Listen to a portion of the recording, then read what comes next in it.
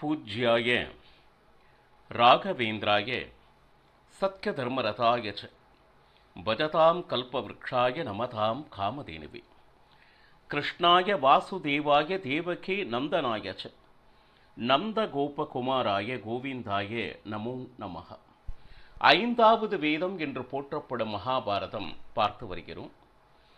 பாண்டவர்கள் கூட திரௌபதி கூட ஒரு நாய் சகிதம் தாம் வாழ்ந்த வாழ்க்கை போரும் அப்படின்னு சொல்லிட்டு அஸ்தினபுரத்திலிருந்து மேரு பர்வதத்திற்கு அருகில் இருக்கக்கூடிய கந்த மாதன பர்வதத்திற்கு அருகில் வர வர ஒவ்வொருவராக சுருண்டு விழுந்து இறந்தனர். இதற்கு பீமசேனன் ஒரு கேள்விகளை கேட்க ஏன் விழுந்தார்கள் அப்படின்னா, ஒவ்வொரு இடத்திலும் ஏதோ ஒரு தோஷம் இருப்பதாக அவனாக தர்மராஜன் கூறிக்கொண்டிருந்தார். கடைசியில் பீமசேனன் மேலும் இவன் அதிகமாக சாப்பிடுவன் என்கின்ற குறையை சொல்லிக் கொண்டிருந்தான். இது தர்மராஜனுடைய குணம். உண்மையாலுமே இவர்களிடம் இந்த தோஷங்கள் இருந்ததா என்றால் நிச்சயமாக இல்லை. அவர்கள் சாக்ஷாத் தேவதா மூர்த்திகள்.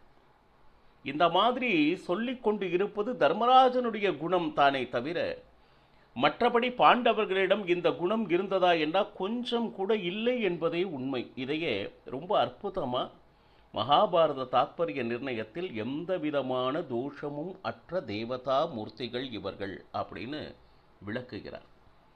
இப்போ கடைசியில் எஞ்சி இருப்பது தர்மராஜனும் அந்த நாய் மட்டுமே. மற்ற அனைவரும் தங்களுடைய அவதார நோக்கத்தை பூர்த்தி செய்து மரணித்தனர் என்பதே உண்மை. இப்போ இந்த நேரத்தில் திடீரென ஒரு சப்தம் கேட்டது வானத்தில். பார்த்தா இந்திரன் தன்னுடைய ரதத்தை கொண்டு வந்திருந்தான். தர்மராஜன் முன்பு நிறுத்தியிருக்கான். அப்பா தர்மராஜா வா அப்படின்னு அழைக்கும் பொழுது, என்னை மட்டும் அழைத்தால் என்ன பண்ணது, இந்த நாயையும் கூடவே நான் அழைத்துத்தான் வருவேன் அப்படின்னு சொல்லிட்டு தர்மராஜன் சொல்ல, அதனை மறுத்தான் இந்திரன். ஏன்னா என்னுடைய தம்பிகள் இல்லாமல் நான் எப்படி வருவது அப்படின்னா, அப்போ இந்திரன் சொன்னா, உன்னுடைய தம்பிகள் அத்தனை பேரும் சௌக்கியமாக சொர்க்கத்தில் இருக்கின்றார்கள், அப்பொழுது நீ வா அப்படின்னு சொல்லிட்டு உடனே சசரீரியாக அவனுடைய தேகத்தோடே இந்திரன் அழைத்து கொண்டிருக்கிறான், அழைத்து செல்வதற்கு. ஆனால் பாருங்க, எந்த காரணத்தை முன்னிட்டும் இந்த நாயோடு தான் நான் வருவேன் அப்படின்னு சொல்லிட்டு அடமாக இருந்தான். ஏன்னா என்னை நம்பி வந்த எந்த உயிரையும் நான் மோசம் செய்ய மாட்டேன். இருக்கின்ற தர்மத்திலே மிகப்பெரிய தர்மம் என்று அப்படின்னா கருணை. அப்போ என்னை நம்பி வந்த நாயோடு வருவதென்றால் வருகிறேன், இல்லையெனில் அந்த சொர்க்கம் எனக்கு வேண்டாம் அப்படின்னு சொன்ன பாரு. உடனே சொர்க்கத்தில் நாய்களுக்கெல்லாம் அவகாசம் இல்லை தர்மராஜா, முதலில் நான் சொல்வதை புரிந்து கொள். அதாவது குரோதசர் அப்படின்னு சொல்லிட்டு சிலர் இருக்கிறாங்க. யாரெல்லாம் தங்களுடைய வீட்டில் நாய்களை வளர்க்கின்றார்களோ அவர்களுடைய புண்ணியத்தை நாயினுடைய பார்வையினாலே அந்த குரோதசர் எடுத்து சென்று விடுவர். இன்னும் சொல்ல போனா, இந்த மாதிரி நாய்களை வீட்டிற்கு வெளியே கட்டி அதற்கு உண்டான ஆகாரத்தை கொடுக்க வேண்டும். வீட்டிற்கு உள்ளேயே இருக்கும் பொழுது பாருங்க, நாம் செய்த பூஜா பலன்களை அல்லது நாம் செய்யும் யஜ்ஞத்தினுடைய அவிசுகளை தன்னுடைய பார்வையின் மூலமாகவே அந்த பலனை நமக்கு வரவிடாது தடுத்து விடுவர் அப்படின்னு சொல்லிட்டு இந்திரன் தர்மராஜனுக்கு சொன்னான் தர்மத்தை. இவ்வளவு சொல்லியும் தர்மராஜன் கேட்டபாடில்லை. என்னை நம்பி வந்து விட்டார், நிச்சயமாக அந்த நாயை விட்டு நான் வர வைத்தேன். இன்னும் சொல்ல போனால் இதை நான் வளர்த்த நாய் அல்ல, ஆனால் ஏதோ ஒரு நம்பிக்கையோடு என் பின்னால் இதுவரை வந்து விட்டது. அப்பா இன்னும் சொல்ல போனால் கூர்மையாக நாய் பார்த்தால் நம்முடைய புண்மை அனைத்தும் போய்விடும். இது தர்மசாஸ்திரம், இது உனக்கு தெரியாதா அப்படின்னு சொல்லிட்டு சொல்கிறேன். ஏன்னா மகா பாபம் செய்தாலே நாய் பிறவி வருகிறது. அப்போ இன்னும் சொல்லப்போனா அந்த நாய்க்கு பதிலா பசு, அதனுடைய மனமெல்லாம் எப்படி இருக்கும்னா, நான் கஷ்டப்பட்டாலும் என்னுடைய எஜமானன் நன்றாக இருக்க வேண்டும் என்கின்ற தூய்மையான எண்ணத்தை கொண்டது பசு. அப்போ இவ்வளவு நல்ல குணம் உள்ள பசுவை வளர்த்தாலாவது நிச்சயமாக புண்ணியம், கண்டிப்பாக இந்த நாயினால் உனக்கு எதுவும் நல்லது வரப்போவதில்லை அப்படின்னு சொல்லிட்டு பாருங்க. இப்படியெல்லாம் தர்மத்தை பற்றி இந்திரன் தர்மராஜனிடம் கூறிக்கொண்டிருந்தால் எதையும் கேட்கறதுக்கு அவன் தயாராக இல்லை. இன்னும் சொல்ல போனா, அடுத்து இந்திரன் ஒரு அற்புதமான கேள்வி கேட்கிறார். இதனால் வரை கூடவே வாழ்ந்த சகோதரர் பற்றி நீ எந்த வருத்தமும் படவில்லை. இன்னும் சொல்ல போனா, உன்னுடைய தாய் இறந்திருக்கிறாள் குந்தி. இந்த மாதிரி இவர்கள் மேலெல்லாம் இல்லாத ஒரு பாசத்தை இப்பொழுது இந்த நாய் மேல் இவ்வளவு காட்டிக்கொண்டு இருக்கிறாயே, என்ன காரணம்? அவர்களெல்லாம் மறைந்து முடிந்து விட்டார்கள். இப்பொழுது பிரத்யக்ஷமாக என்னுடன் இருப்பது இந்த நாய் மட்டும் தானே அப்படின்னு சொல்லிட்டு பாருங்க. எந்த காரணத்தை கொண்டுட்டும் நாய் இல்லாமல் நான் சொர்க்கத்துக்கு வரமாட்டேன் என்கின்ற அடம் இருந்தது. உடனே பாருங்க, அந்த நாய் வேறு யாரும் இல்லை, தர்ம தேவதை. கடைசி வரை தர்மராஜன் அதனை விட்டு கொடுக்கவில்லை. அப்பா, இது உனக்கு வைக்கப்பட்ட பரீட்சை. முதல் பரீட்சை எங்க நடந்துச்சுன்னா, யக்ஷ பிரச்சனை. இதே தர்ம தேவதை ஒரு கொக்கு வடிவிலே வந்து மிகப்பெரிய தர்மத்தை, அதாவது 4 பேர் இறந்து கிடக்கிறார்கள், முதலில் யாரை மீட்க வேண்டும் என்று சொல்லபோது சகதேவனை மீட்க வேண்டும். ஏனென்றால் என்னுடைய தாய்க்கு நான் இருக்கிறேன், மாத்துரிக்கு சகதேவன் வேண்டும் என்று சகதேவனை பிரார்த்தித்து வணங்க அத்தனை பேரையும் உயிர்ப்பித்தான் தர்ம தெய்வத்தை. அப்பொழுது வைத்த பரீட்சையிலும் தர்மராஜனை வென்றான்.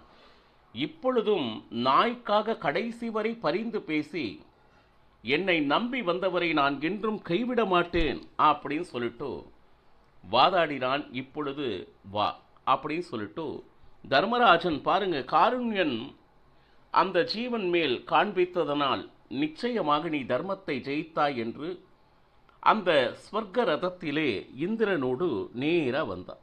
பாருங்க, இதுல என்னன்னு கேட்டீங்கன்னா, நேராக அந்த ரதம் எங்கு சென்றது அப்படின்னா ஸ்வர்க்கத்திற்கு சென்றது. சொர்க்கத்தில் அவன் பார்த்த காட்சியே வேறு. பாருங்க, வரிசையில் நிறைய ராஜர்கள், சாதனை செய்தவர்கள், அத்தனை பேரெல்லாம் தாண்டி தர்மராஜா நீ நின்றிருக்கிறாய் என்று இந்திரன் புகழ்ந்து கொண்டிருக்கிறான். கூடவே நாரதர் வேந்த அந்த ரதத்தில் ஏறிக்கொண்டு ஒவ்வொரு விஷயமாக தர்மராஜனுக்கு புரிய வைத்துக் கொண்டிருக்கிறார். தர்மா, நீ செய்த தர்மத்தினால் நீ உச்ச ஸ்தானத்திற்கு வர இருக்கிறாய் என்று அந்த ரதம் சென்று கொண்டிருந்தது. அப்போ ஆர்வமாக தர்மராஜன் கேட்ட கேள்வி நாரதரிடம், என்னுடைய தம்பிகள் எல்லாம் எந்த லோகத்தில் இருக்கிறார்கள் அப்படின்னு சொல்லிட்டு. அப்போ பாருங்க, உன்னுடைய புண்ணியத்தினால் நீ இந்த லோகத்திற்கு வந்திருக்கிறாய் அப்படின்னு சொல்லிட்டு. இப்போ மனுஷ லோகத்தில் இருக்கும் வரைதான் நீ அண்ணன் நான் தம்பி என்கின்ற பந்து பாந்தவர் மேல் பாசத்தை எல்லாம் வைக்க வேண்டும் தர்மா. இன்னும் சொல்ல போனா, உன்னுடைய தம்பிகளெல்லாம் சௌக்கியமாக அவரவர்கள் செய்த அற்புதமான லோகத்தில் அனுபவித்துக் கொண்டு இருக்கிறார்கள், கவலையே படாதே அப்படின்னு சொல்லிட்டு ஸ்வர்க்கத்திற்கு கூட்டி வந்தது அந்த ரதம் தர்மராஜன். அங்கு அவன் கண்ட காட்சி, துரியோதனாதிகள் தன்னுடைய 99 தம்பிகளோடு அவ்வளவு சந்தோஷமாக ஸ்வர்க்கத்தில் இருக்கிறார்கள். உடனே கூட துச்சாதனன் இவர்களையெல்லாம் சொர்க்கத்தில் பார்த்தவுடனே தர்மராஜனுக்கு பொறுக்க முடியவில்லை. காரணம் என்ன அப்படின்னு கேட்டீங்கன்னா, தன் வாழ்க்கையில் தர்மம் என்பதனை கிஞ்சித்தும் தன்னுடைய வாழ்க்கையில் நடந்து கொள்ளாதவன், அதர்மத்தின் மொத்த உருவமானவன், இன்னும் சொல்லப்போனால் திரௌபதிக்கு சபையிலே அவமானத்தை தேடி தந்தவன், அவன் இருக்கும் இடத்தில் நானா? இந்த கேள்வி தர்மராஜனுடையது. பாருங்க, அதர்மத்தின் மொத்த ஸ்வரூபமாக இருக்கக்கூடிய ஒருவன் சொர்க்கத்தில் இருக்கிறான் என்றால் தர்மமே வாழ்க்கை என்ற வாழ்ந்தவனுக்கும் சொர்க்கம் அப்படின்னா இதுல என்ன இருக்கு? அப்போ எல்லாருக்குமே ஒரு கேள்வி வந்து விடுகிறதுல, தர்மம் படி நடந்தாலும் சொர்க்கமே, அதர்மப்படி நடந்தாலும் சொர்க்கமே என்கின்ற ஒரு யதார்த்தமா எல்லாரும் நினைக்கிற மாதிரி தானே இந்த காட்சி நகர்ந்து கொண்டிருக்கிறது அப்படின்னு பாருங்க. அப்பா, நீ நினைப்பது போல் அல்ல. மகாபாரத யுத்தத்தில் ஒரு சத்திரியனாக கடைசி வரை போராடி உயிர் நீத்த அனைத்து வீரர்களும், சத்திரிய வீரர்களும் வீர ஸ்வர்க்கத்தை அடைந்திருக்கின்றனர். அப்போ ஒரு அற்புதமான கேள்வியை கேட்டான். அது ரைட், துரியோதனன் இவர்கள் எல்லாம் இருக்கிறதெல்லாம் ஒரு பக்கம் இருக்கட்டும், அப்படின்னா எங்களுடைய கர்ணன் எங்கே? பாக்லீராட்சன், பீஷ்மாச்சாரியார், துரோணாச்சாரியார் இவங்கெல்லாம் எங்கே? இன்னும் சொல்ல போனா